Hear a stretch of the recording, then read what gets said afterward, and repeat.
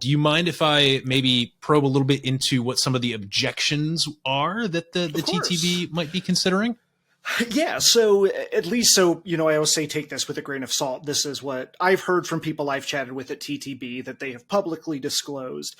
Obviously, them being a government agency, they do keep a lot of this close to their chest. But some of the objections that we've heard have been, one, that there is not a requirement to use a brand new barrel. So bourbon, rye, wheat whiskey, all other American whiskeys other than corn whiskey, you have to use a brand new barrel. So there have been some producers of these other spirits that have said, hey, why do we have to follow this rule and American Single Malt doesn't? The other big controversy has also been coloration.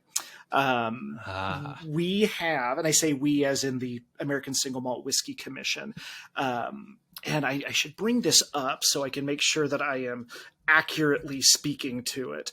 But one of the things was the ability to put in a small amount of coloration for consistency of color. That has also led to some discussion of, are you being transparent?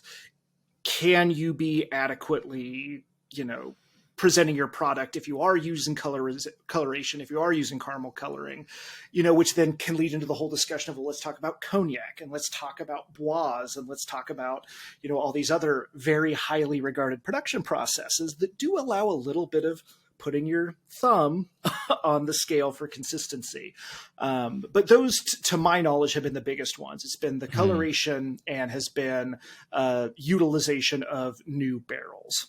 Well, let me give you I'm not going to touch the coloration just because I don't think we've done enough groundwork on, like you said, the adding of like oak extract and the boisé or the dosages of different types, especially as they correspond to straight distillates versus sweetened stuff and all the other nuances there. We haven't covered that in nearly enough depth on the show, or personally for me to feel comfortable commenting on that. But when it comes to barrels, I guess my impression, and you can just decide to not touch this impression with a 10-foot pole. But it seems to me that it's a little ironic that there's an outcry from bourbon about the new charred oak barrel thing, because that's kind of their thing.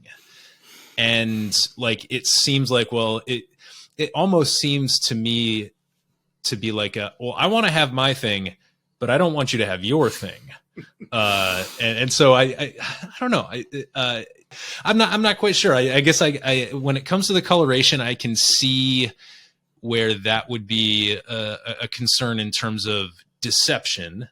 Right. But when it comes to some of the other stuff with the barrels, I just feel like it's like, well, you could just make an American single malt then. Right. Oh no, 100%. And obviously we're coming at it, and I say we as in myself, Whiskey Del Bach, the members of the Single Malt Whiskey Commission.